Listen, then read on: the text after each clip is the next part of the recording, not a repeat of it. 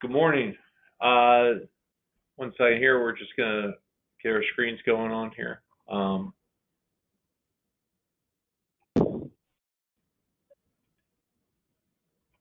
And Appreciate your patience here. We have a few more attendees getting ready to start here, but we will start up anyways here. Obviously, there's been a lot of market turmoil today over the last week here, and we thought it was appropriate here to this call here with clients. Just jumping into it here, obviously the virus here, the pandemic has ended the 11-year bull market. We've seen indexes decline more than 25%. Yesterday actually was the worst day since 1987, down 10%. In addition to that, we've seen treasury yields and oil prices also tumble to historic lows. The Federal Reserve has actually jumped into action here, cutting the overnight rate by 50 basis points and committing to inject 1.5 trillion of temporary liquidity. That's just kind of what we know right now. And Mark and Tim are on the call here with me as well, and they will be walking through here some other parts here, and I'll pass it off to Mark right now. So we're going to try to focus on the things we do know. Obviously, this is a quickly evolving situation. The financial markets are quickly moving, but also the information on the spread of the virus is quickly moving as well. So we want to talk about volatility, which is obviously something that's top of mind currently. We have this chart that many of my clients I know have shared with, and probably everyone has seen. The red dots are the annual peak to trough volatility in a given calendar year. So right now, if we were to update this chart through yesterday's close, we'd have a negative 26.7. This is the S&P 500. So we would be getting down to very rare numbers where we've only had a couple times where we've been over 30% declines. So this is truly extraordinary. The other thing that's notable is that the market peaked an all-time high in the S&P 500 on February 19th. Now that's February 19th of this year, less than a month ago. So we're down 26, 27% in less than a month. The Dow peaked on February 12th. So it's a little longer, but only 5 days. And the Russell 2000 peaked on January 16th for the most recent high, although its all-time peak was back in August of 2018. The smaller cap Russell is down 34%. So we truly are in extraordinary times. So in this environment, we want to focus on the long term, focus on asset allocation, and companies with great cash flows. So it is an unusual event. The good news is that when you see these huge kind of outlier red dots at the bottom, they're typically followed by great returns in the market. So 1987, we were down 34%, and then we were up 2% for the year. Coming out of the tech bubble, we had a nice little run there until we hit the financial crisis. And obviously coming out of the financial crisis, we've had an 11-year bull market. So a lot of times these very, very scary times in the market do present long-term buying opportunities. A couple things we've observed about the coronavirus. I will say there's a lot of information that seems incongruous with what we've observed, but that's what we're dealing with right now. In China, more than 80,000 people have been diagnosed. Nearly 60,000 have been discharged from hospitals, and there's been 19 new cases since Tuesday, which is a deceleration. So the virus there appears to be slowing down. However, a couple things could change this appearance without really changing facts on the ground. If people do go back to work and community spread ramps up again, we could see an acceleration of cases, or they could test more people and we could see an acceleration of cases, or they could report more accurately. which we could see an acceleration of cases. So it's hard to know with the data we see what is actually changing on the ground.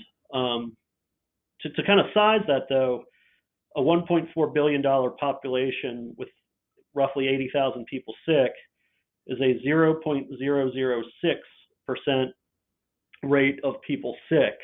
If you compare that to Germany, Angela Merkel stated that she believes up to 70% of the German population could get the coronavirus within the next year.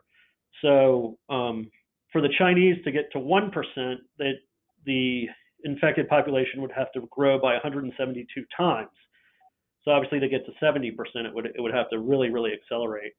South Korea was the most impacted nation outside of China, and they've recently just discharged 177 patients. And the amount leaving the hospitals being better has surpassed new case reports for the first time. So that's a positive, but once again, new cases can pop up. Reporting can be delayed or more accurate. So changes in these reported numbers don't necessarily change the facts on the ground. Here in the U.S. right now, we're dealing with roughly 1,700 cases, 40 deaths. I think culturally, the impact has been much greater felt than what we've had as far as cases go. So there's been widespread postponements or cancellation of sporting events. The public school system where I live is closed starting Monday for 2 weeks. They just postponed the Masters golf tournament, I think 30 minutes ago.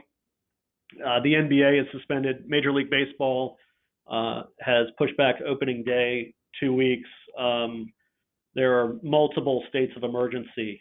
So declared by governors, there's talk that we might get a national state of emergency declared at 3 o'clock today, which will help unleash funding. So that's actually a positive thing, not a negative thing. So one thing you have to realize is that each time you hear of new actions being taken or new people being infected, it feels like that's very bad news.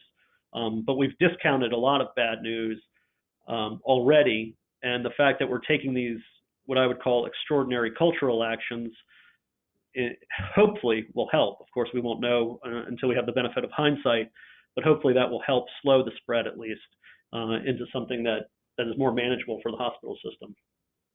The next chart shows kind of the timeline. That blue line is China X, where the thing started. So you can see they have, this is the second derivative, has kind of flattened out. So new cases are not increasing the way they were. The gray line, which is really, really steep, is Italy. That is my understanding, which you want to try to avoid that very, very rapid increase because you put a lot of your healthcare workers and hospital systems under stress. The yellow line is Korea, South Korea, which has had a much better experience. The line is a lot flatter, and they're doing a lot better. So we're just the little red line at the bottom in the United States. We're kind of early on in this situation, and of course we won't know, but we're hoping to look a lot more like Korea than Italy. The other thing is, as tests get rolled out, we're obviously going to be finding a lot more people that are infected.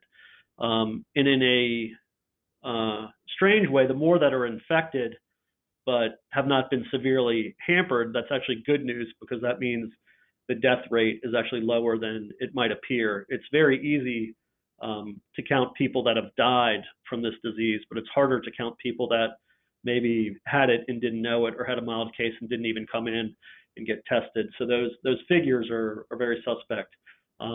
So we're very early in this, but we will see what's going on. So we always kind of look back in history and kind of compare or get guideposts from other events when we're going through something that feels unprecedented. And nothing is perfect, but to me, this feels a little bit like September 11th, where you had a shock to the system where it was kind of came out of nowhere. It is essentially a non-financial crisis. This is not a financial crisis. This is a health crisis. It greatly impacts the travel industry. 2011 had a very short-lived market impact. In fact, the market closed higher December 31st of 2001 than it did on September 10th, 2001. So the market fell following September 11th, but then actually had recovered by the end of the year. But it had a long-lived cultural impact, and I think that's possible here too, where traditions such as handshaking and things could be changed after we go through this. So one thing you want to do is you want to position the portfolio and position yourselves as investors to benefit from new trends. I think certainly in the short term, reclusive behaviors are probably going to be popular. So companies that provide solutions, products, and services for telecommuting, remote access, digitization, internet transactions, online ordering, and in-home eating might all do better than the overall economy. In that vein, we had some travel-related holdings that we held because we believed the consumer was strong. And although the consumer, we think, will get through this and come out the other side relatively strong, we have sold those holdings because we just don't have any good sense of what the near and medium term hold for those companies. So that is something that we have taken action. We're focused more on companies that can kind of benefit from the reclusive behaviors than the going out and traveling behaviors. So of course the number one question is, when is all this going to end? And we really have no idea at this point when the virus impact is going to end, but I think the market impact will end well before the virus impact. So the market has had a very, very quick 25+% decline. So the market has discounted a lot of negative news and a lot of new cases, and we'll see what happens in the short term. But for medium and longer term investors, I do think this is a pretty good opportunity to add. And I'll toss it to Tim for his comments about dividends and how important dividends can be in a time like this, where your companies are continuing to pay you income, even if the stock prices look pretty negative in the short term. So Tim, I'll toss it to you. Thank you, Mark. Just one more comment on the 9/11. It's hard to believe it's been 19 years, but Mark was working for another firm in New York. I happened to be traveling to New York that day for an investment conference. And so we have experience at this firm regarding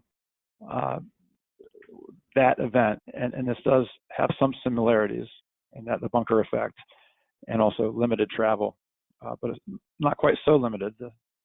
We're able to get around still. But the technology advancements since then are just amazing. So there was telecommuting back 19 years ago, but telecommuting is much easier now. And so this is a different environment and probably more apt to handle the circumstances than we were back in 2001.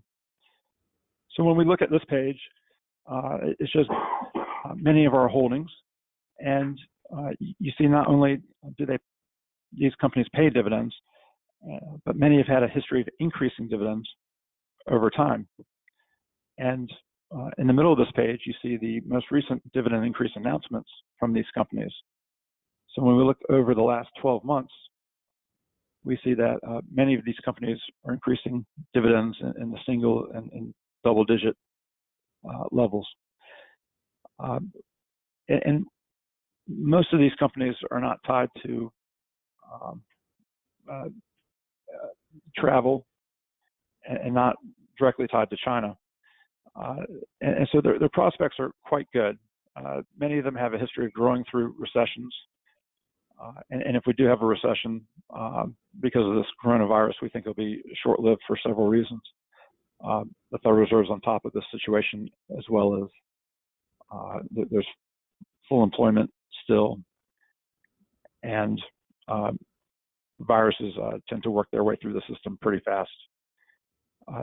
So these companies we're in close contact with and following them both on a quarterly basis with their quarterly earnings and conference calls and SEC filings, as well as we contact management and talk with them. And we do not see dividends in general at risk. And so if these companies are increasing their dividends at the rate of inflation or more, then owners of these portfolios can spend the dividends without taking away any money from principal.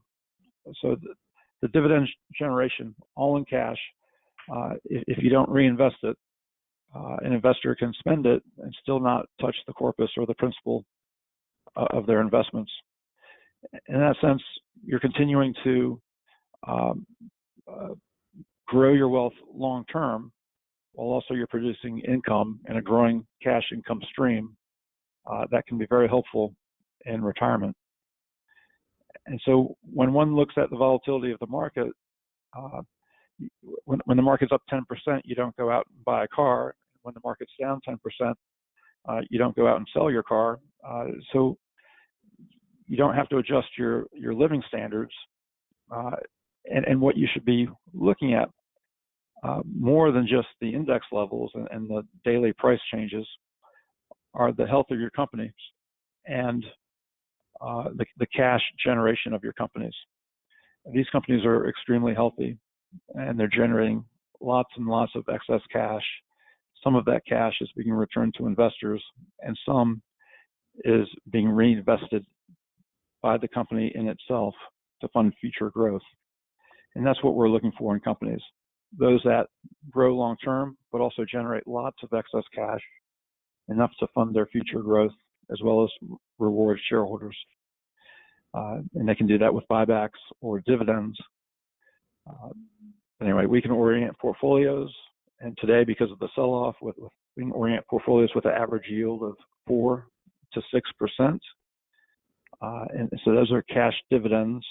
And we believe they will continue to grow over time, even through potential short-term recession. I want to thank you for joining us, and we're ready to take questions, Brad. Yes, at this point, if you have a question, you can go ahead and type it in the question box, and we will address it as you do. We have a few questions that we've already received pre the call, and the first one actually was, during this economic downturn, will the companies have ability to continue paying their dividends? I think you addressed that in full there. Secondly, how do we see companies surviving financially here, going through this downturn? Is the second question we received. Yeah, I think it's important to note how long this lasts. So our expectation is that the extraordinary measures that have been taken and the kind of immediacy of the downturn will be a challenge. But I think the companies we own are in such strong financial shape and have such good balance sheets and cash flows, and went into this from a very healthy perspective, that I think they'll all going to survive it financially quite easily. My anticipation is that we're going to have a very, very sharp contraction in economic activity based on people staying in and changing behaviors, but that's not going to last indefinitely. So it's a matter of weeks, perhaps months, but probably not years, that we're going to be kind of changing this behavior. So I think it's a short-term shock, but one that, since the economy was in such healthy shape, we had a little bit of cushion below us to survive. So thank you for the question. It looks like there's another one saying, for those that can weather the tumult affecting the economy, is it advisable to invest monies in the current environment? Then it says, assuming so, without the benefit of hindsight, you'll never know the true nature. So how does CMC plan on managing investments in, as opposed to dispositions out of, the equities market? So I guess I'll take that first and then maybe toss it to Tim for his thoughts. But I do think anyone that has a mid to long-term horizon, this is a great time to invest. It might turn out that yesterday was the bottom. Yesterday was a day that we haven't seen since 1987. It was a day of extraordinary action culturally, Certainly the market was panicked. So we're not in the business of calling tops and bottoms here. We're looking at individual companies. But it may turn out that even in the short term, this would be a great time to put new money to work. So I would say that if you have any sort of horizon in the 2 to 3 plus year range, this is a great time. As Tim mentioned, you can lock in, or not lock in, but you can achieve dividend yields in the 4 to 6% range relatively easily. And that's extraordinary when, if you were to loan the U.S. government money for 10 years, you're less than 1%. I don't know exactly what the 10-year Treasury is at this minute, but it's certainly a lot less than what you can get paid in dividends. So I think it's a great time to invest. And then, so of course, in hindsight, we won't know when the bottom was. So we do think, though, we've exited kind of the worst areas that are going to be the most effective, and that's the travel area. So I think when you have a market correction and panic, there tends to be one area that is more impacted than the rest. And in this case, we believe that's going to be travel. So we don't want to be in there, but we think there's other areas of the market where the impact is going to be relatively light. So if we shift to those areas, shift to telecommuting and some companies like that, we can do quite well. And we think those companies' prices have come down a lot, even though their businesses haven't changed that much over the next, what we think are 2 to 3 years. So Tim, I don't know if you want to have a comment about that question about whether today is a good time for those that have time, and what we're doing in the market as opposed to just getting out or potentially getting out. Well, we think this is a rather good time to stay in the market and invest more funds in the market, and even a balanced portfolio to maintain the balance between stocks and bonds would naturally be selling bonds at this point to buy stocks, just to keep that balance, that goal in perspective. One reason why we're not as worried is because the big crises tend to be caused by financial firms. So financial-driven, financial-initiated recession tends to be worse. Those bear markets tend to be worse. And as Mark said, this is more of a healthcare, travel induced slowdown. On top of that, the Federal Reserve is injecting a huge amount of cash into the system right now and lowering interest rates. The government is being proactive and always spending more money, but also lowering regulations and pushing the FDA to move faster with cures and vaccines. And these companies, again, are showing some rather healthy growth, and many of them will continue to grow even if we have a recession. So the current valuations are extremely compelling. And then, as Mark said as well, the cash generation from these companies relative to their size and the dividend yields are quite generous, or very, very healthy compared to what you would get if you bought a bond today. And buying a long-term, fully taxable bond with an interest rate of under 1% is not too attractive, especially if you believe inflation will be 2 or 3%. You're actually detracting from wealth, cutting into your wealth before making any withdrawals in that environment. So to invest in stocks of growing companies at these rather low valuations is extremely attractive in our minds. Thanks, Tim. Another question came in. It says, looking at the stocks you purchased yesterday, are their markets generally domestic? And I would say, generally speaking, we have been more focused on the U.S. Market than international markets. I would say this was the case prior to anyone hearing about the coronavirus. And I would say that continues to be the case.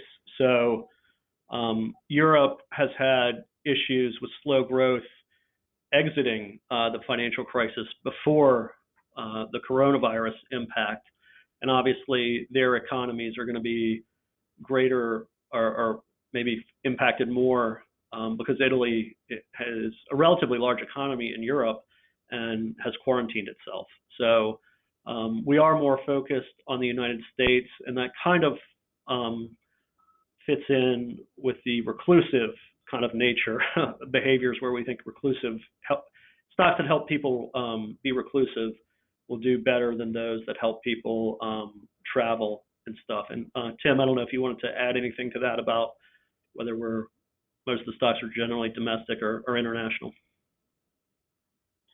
They're generally domestically focused, and the supply channels tend to be domestically focused as well. Our most internationally exposed stock we sold early this year, Las Vegas Sands, because of its exposure to China, and we're left with companies whose main exposure is the United States. And as we do have this retrenchment of the U.S. consumer,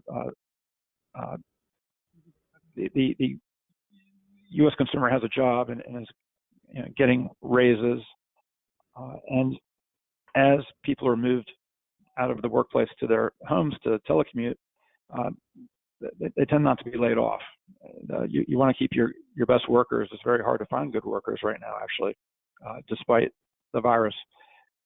So those healthy consumers are not going to be traveling to Europe anytime soon. And so they're going to be spending their money in the United States. And regretfully, you can see that when you go to the supermarket right now with some panic buying. I know in Richmond, before a snowstorm, you have to go out and buy all the milk and bread that you can. And so there are a couple of items in the stores that are void right now, but they'll be replenished within 2 or 3 days.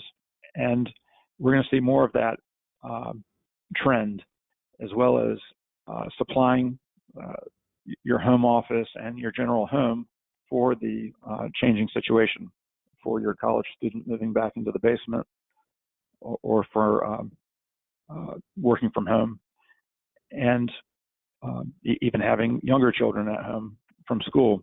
And so there's going to be a little shift in spending patterns, and our companies in general benefit from that. And even when we look at forms of transportation, we have a couple of companies that benefit more from the automobile transportation than they would from airlines and cruises. So those would include some of the ones on this page, like Lamar, Gentex, and Service Properties. So when we look at those companies too, we see extremely high U.S. exposure.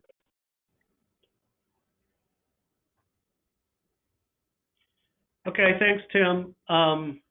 It looks like that's it for questions popping up. So if you have anything specific about your accounts, do not hesitate to reach out to Brad, Tim, myself, Preston, Pam, Ken. We're here to help answer questions, and we appreciate the time. And hopefully the next time we see each one of you and speak to each one of you, we don't have this dark cloud with the coronavirus over us. But everyone stay healthy and have a great weekend. Take care.